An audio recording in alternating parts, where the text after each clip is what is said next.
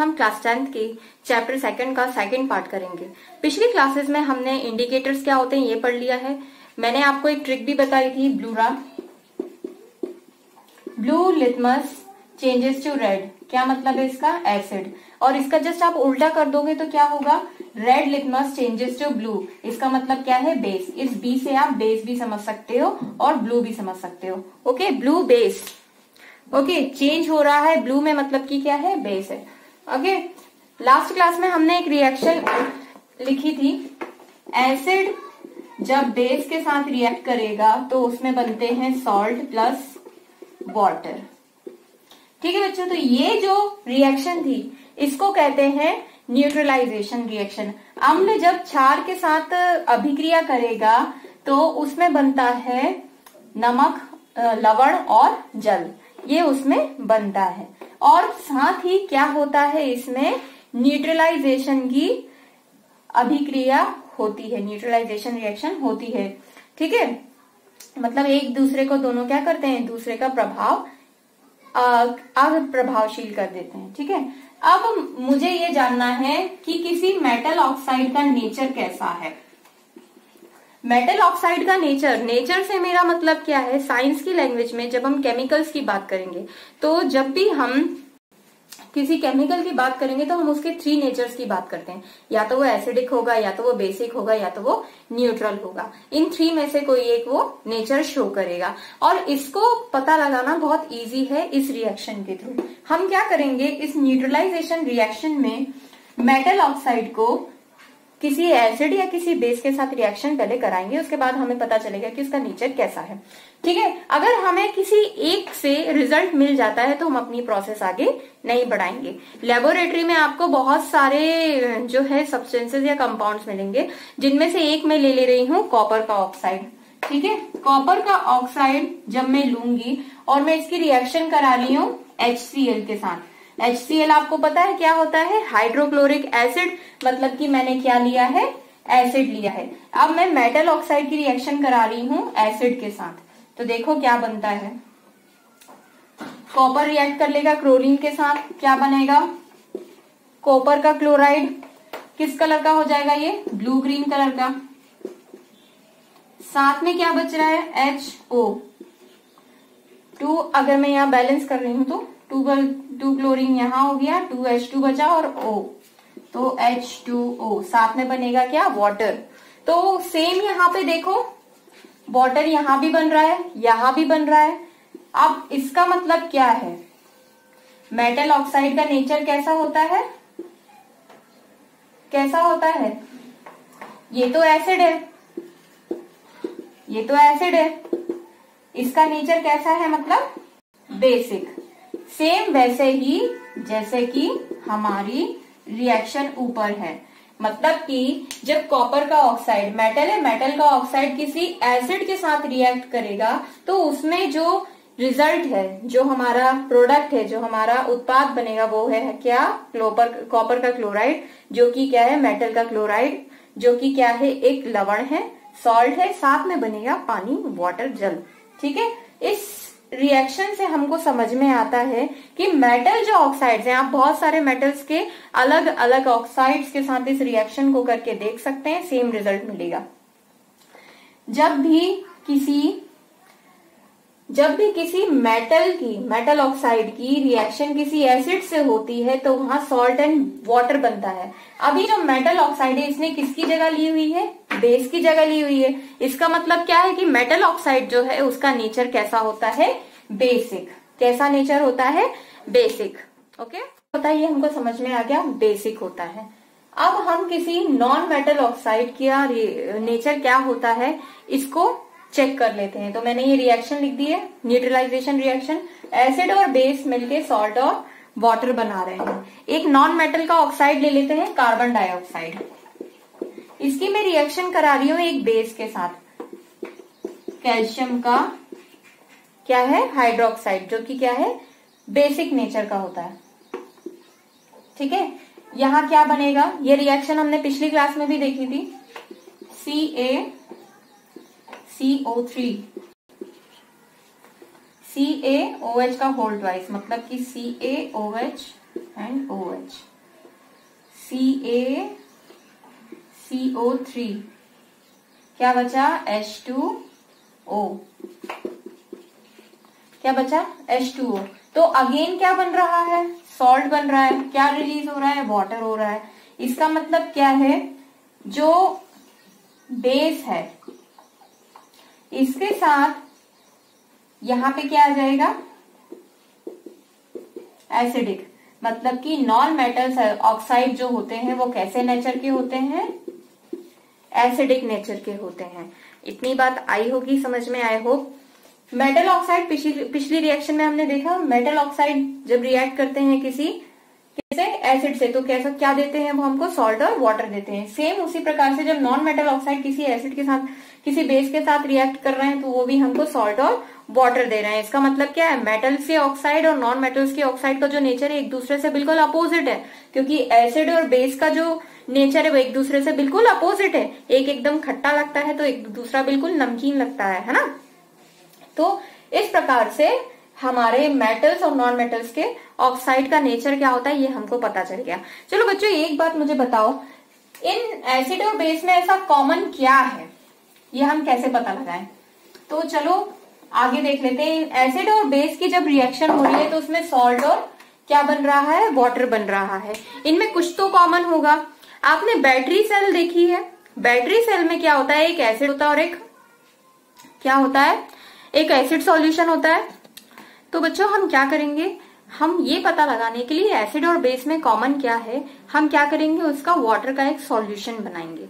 जैसे कि कोई एक आपने एसिड लिया है, उसको आप वाटर में डिसॉल्व करोगे। और बी केयरफुल, हमेशा हमें एसिड को वाटर में मिक्स करना चाहिए, वाटर को एसिड में मिक्स नहीं करना चाहिए। ऐसा इसीलिए क्योंकि जब हम वाटर को एसिड में मिक्स करेंगे तो उसमें जो है बहुत सारी एनर्जी रिलीज होगी, जिस कारण से हो सकता है कि वो एसिड टेस्ट ट्यूब को बस्ट कर दे, क्योंकि एनर्जी इतनी सारी रिलीज हुई है। टेस्ट ट्यूब आपका हीट हो जाए, ओवर हीट होके बस्ट कर जाए और वो एसिड जो है आपके ऊपर गिर सकता है। तो इसीलिए केमिस्ट्री लेबोरेटरी में हमें जाने के बाद हमेशा ये माइंड में रखना, एसिड हो चाहे बेस हो, हमेशा वाटर में एसिड और बेस को मिलाएंगे, बेस या एसिड को वाटर में मिक्स नहीं करेंगे, क्योंकि वो हमारे लिए काफी हार्मफुल हो सकता है। क्योंकि the amount of energy release, जितनी मात्रा में ऊर्जा निकलेगी उतनी क्या हमारे लिए वो खतरनाक हो सकती है, हमें उससे नुकसान हो सकता है। ठीक है, तो हम क्या करेंगे, किसी एसिड में वाटर को मिक्स करेंगे। तो कोई एक एसिड ले लेते हैं, मान लो HCl, हाइड्रोक्लोरिक एसिड ही लिया है मैंने। अब मैं इसमें वाटर मिक्स कर रही हूँ। ठीक है, वाटर मिक्स करूंगी तो क्या हो जाएगा, डाइल्यूट हो जाएगा, ये डाइल्यूट हो जाएगा। क्या बन जाएंगे, यहाँ पे आयंस बन जाएंगे, H+ और क्लोरीन नेगेटिव आयंस बन जाएंगे। और ये जो है ये भी टूट जाएगा H+ आयंस में और O नेगेटिव आयंस में। तो इसका मतलब ये है कि जब किसी एसिड में वाटर मिक्स करते हैं तो वहां पे आयंस जो है डिसोसिएट हो जाते हैं, मतलब कि आयंस जो है एक दूसरे से अलग हो जाते हैं और पूरा जो है एक विलियन सॉल्यूशन बन जाता है। अब अगर मैं इस सॉल्यूशन में कोई 2 रॉड डाल के और बल्ब को कनेक्ट कर दूं तो वो ग्लो करने लगेगा। इसका मतलब क्या है कि यहाँ पे जो है आयंस का फ्लो हो रहा है, क्योंकि आयंस बन रहे हैं ना, आयंस का फ्लो हो रहा है। पर एक बात हमने देखी कि हमेशा जब हम कोई सेल बनाते हैं तो हमें वहां पे एक कैथोड की जरूरत पड़ती है और एक एनोड की जरूरत पड़ती है। और ये कैथोड और एनोड क्या होते हैं, मेटल्स की रॉड्स होती हैं। तो चलो इनकी रिएक्शन किसी मेटल के साथ देख लेते हैं। पिछली क्लास में हमने देखा था कि जब भी किसी मेटल के साथ कोई एसिड रिएक्ट करता है तो उसमें हाइड्रोजन गैस रिलीज होती है, और ये सभी में कॉमन है। ये सब में कॉमन है कि जब भी कोई मेटल है, कोई भी मेटल है, वो जब एसिड के साथ रिएक्ट करेगा तो उसमें हाइड्रोजन गैस रिलीज होनी है। इसका मतलब ये है कि एसिड में हाइड्रोजन तो कॉमन है, सभी एसिड्स में क्या होता है, हाइड्रोजन कॉमन होता है। ठीक है, ये हमने पिछली जो क्लास में रिएक्शन से उससे देखा था। इसी कारण से जो है जो बल्ब है वो ग्लो करने लगेगा। ठीक है, यहाँ पे एक चीज और होगी। ठीक है, H3+O, इसको बोलते हैं हाइड्रोनियम आयन। क्योंकि हमें पता है वाटर का जो नेचर है वो कैसा है, वो जल्दी डिसोसिएट नहीं होता है। तो ये जो एक और H है हाइड्रोजन बॉन्ड बना लेगा और इसी में जुड़ जाएगा, वाटर के मॉलिक्यूल्स के साथ जुड़ जाएगा, एक हाइड्रोनियम आयन बन जाएगा। ठीक है, दूसरा क्या बन जाएगा, हाइड्रोनियम आयन बन जाएगा, दूसरा हमारा बन जाएगा क्या, क्लोरीन नेगेटिव। दो प्रकार के आयंस बन जाएंगे। आगे देखते हैं, जब हम किसी बेस की रिएक्शन हम करा रहे हैं, किसी बेस को हम डिसॉल्व करेंगे तो क्या होगा, NOH बेस है, बेस की मैं रिएक्शन करा रही हूं वाटर के साथ, घोल रही हूं सिंपली, क्या बन जाएगा देखो, Na प्लस, ठीक है, और OH माइनस। मतलब कि क्या होगा, नमक का घोल जिसको हम कहते हैं ना, नमक को मैंने पानी में घोल दिया, नमक का घोल तैयार हो गया। अब ये नमक के घोल में जब हम देखेंगे तो क्या हम मिलेगा, हमें सोडियम प्लस के आयंस मिलेंगे और OH नेगेटिव के आयंस मिलेंगे। अब इस बेस की जगह आप कोई और बेस भी रख के देख सकते हैं, जैसे कैल्शियम का हाइड्रोक्साइड ले लीजिए, कैल्शियम के हाइड्रोक्साइड में भी आपको क्या मिलेंगे, कैल्शियम के आयंस मिलेंगे और OH नेगेटिव के आयंस मिलेंगे। जैसे देख लो, ठीक है, कैल्शियम के आयंस मिल रहे हैं हमें। ये भी जो है आगे डिसोसिएट हो जाएगा, मतलब ये भी यहाँ पे जो है H को लेके क्या बना लेगा, हाइड्रोनियम आयन बना लेगा। ठीक है, इसी प्रकार से पोटेशियम हो गया, कैल्शियम हो गया, क्या बन जाएगा यहाँ पे,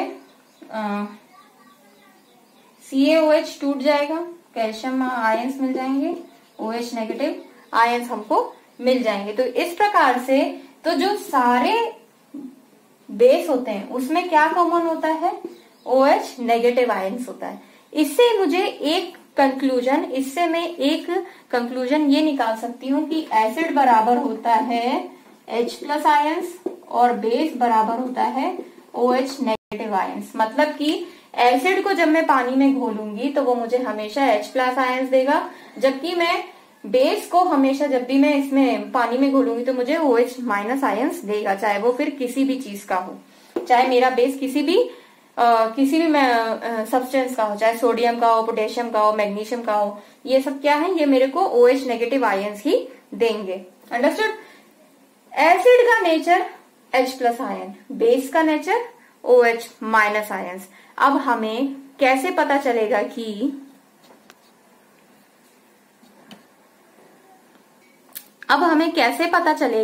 कि कोई जो एसिड है वो कितना स्ट्रांग है। स्ट्रांग से मेरा मतलब है कितने इसमें हाइड्रोनियम आयंस निकलेंगे, H3O प्लस आयंस कितने निकलेंगे, है ना। वैसे बच्चों हाइड्रोनियम आयन को आप देखोगे तो H2O प्लस H माइनस होता है, और इस H माइनस को मैं कंसिडर करके एसिड बोल रही हूँ, H2O को कंसिडर नहीं कर रही हूँ। वैसे आप H3O प्लस भी लिख के कह सकते हो। ठीक है, मतलब कि जब भी किसी एसिड की बेस के साथ रिएक्शन होगी तो सॉल्ट और वाटर तो बनता है, पर कितने विग्रसली रिएक्शन होगी ये डिपेंड करेगा कि कितना स्ट्रॉन्ग एसिड या कितना स्ट्रॉन्ग बेस है। तो बच्चों इस रिएक्शन से मुझे ये तो निकल के आया कि एसिड में क्या मिलता है मुझे, हाइड्रोनियम आयन, जो कि बाद में मुझे H प्लस आयन देगा, और बेस में हमेशा मुझे मिलता है क्या, OH नेगेटिव आयन। ये तो मुझे पता चल गया, बाद में सॉल्ट और वाटर बनता है। ठीक है, अब कैसे पता चलेगा कि कितना एक एसिड स्ट्रॉन्ग है। स्ट्रॉन्ग का मतलब है H प्लस आयंस की क्वांटिटी, कितने ज्यादा उसमें H प्लस आयंस रिलीज होंगे, और OH नेगेटिव कितने ज्यादा उसमें रिलीज हो रहे हैं किसी बेस में। तो इसके लिए हमारे पास एक स्केल है जिसको कहते हैं pH, या क्या बोलते हैं उसको, pH।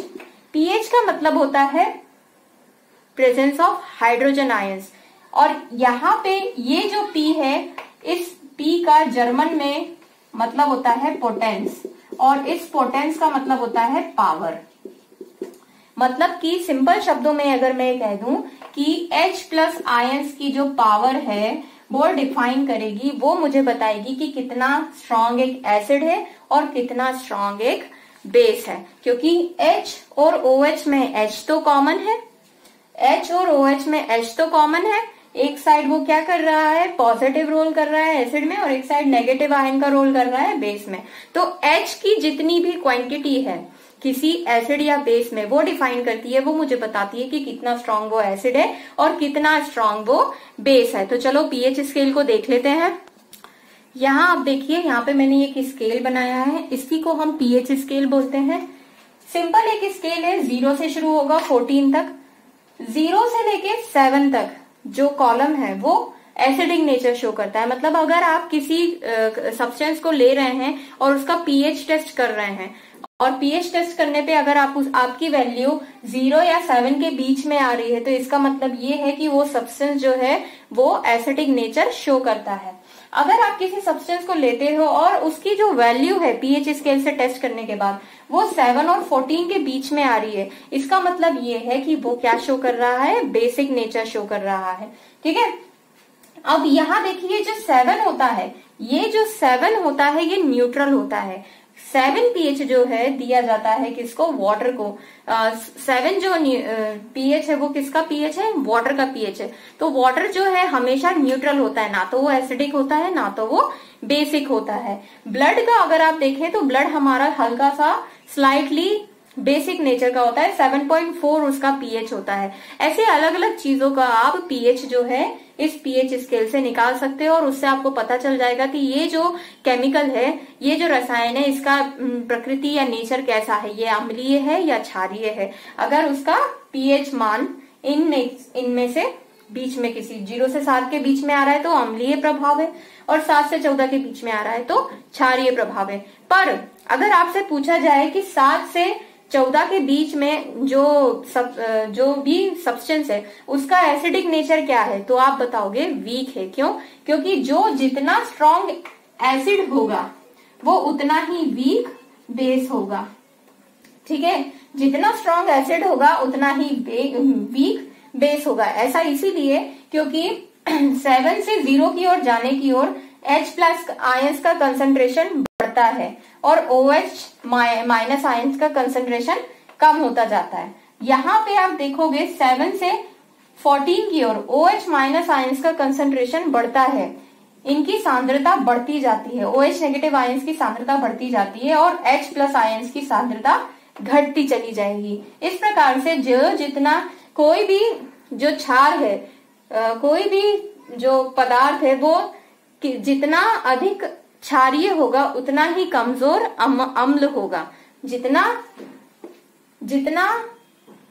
स्ट्रॉन्ग एसिड होगा, जितना मजबूत अम्ल होगा उतना ही कमजोर क्या होगा, क्षार होगा। सो बच्चों, पीएच स्केल के साथ आज की क्लास हमारी यहाँ खत्म होती है। नेक्स्ट क्लास में हम सॉल्ट्स के बारे में पढ़ेंगे। पीएच स्केल एक बार बुक में पढ़ लेना, जो रिएक्शन है एक बार खुद से करके देख लेना। कुछ न समझ में नहीं आए तो प्लीज बताइएगा। बुक के जो क्वेश्चन आंसर्स हैं पेज नंबर 23 तक जो भी क्वेश्चंस हैं पेज पे, वो आपको खुद से सॉल्व करने की कोशिश करनी है। अगर नहीं बनता है तो फिर मैं आपको सॉल्व करवाऊंगी। Thanks for watching. अगर आपको मेरी वीडियो अच्छी लगी, give me a thumbs up, subscribe to my channel and share this channel with your friends so that they can continue their studies. Thank you. Bye bye.